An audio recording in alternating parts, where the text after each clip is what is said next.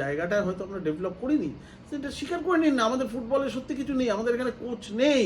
আগে আমাদের কোচ তৈরি করতে হবে, এবং কোচ তৈরি করতে শুধু না, আমাদের গ্রাসরুট ডেভেলপমেন্ট নেই, আমাদের কিছুই নেই সত্যি কথা বলতে গেলে। আগে ইনফ্রাস্ট্রাকচার ঠিক করুন।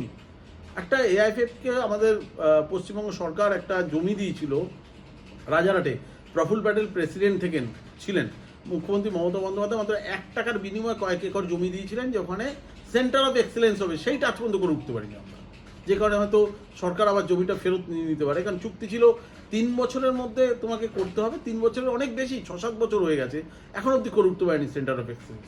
আমাদের ইনফ্রাস্ট্রাকচার আগে ঠিক করুন। ইনফ্রাস্ট্রাকচার ঠিক না হলে কিচ্ছু হবে না, সে সঞ্জয় সেন কোচ হোক আর যেই কোচ হোক।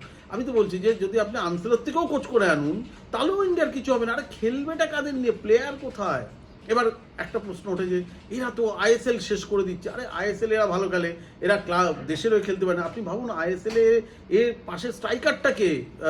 আপনার লিস্টন ক্লাসের পাশে স্ট্রাইকার ছিল কে? Cummins McLaren. তো ওইখানে ওদের প্রবলেমটা চোখে পড়ে না যে আপনি ন্যাশনাল টিমে যান, আপনিই তখন সেরা প্লেয়ার, আপনাকেই কামিংসের রোল নিতে হয়, আপনাকেই ম্যাকলারেনের রোল নিতে হয়। আইএসএলটা নিয়ে অনেকে গালি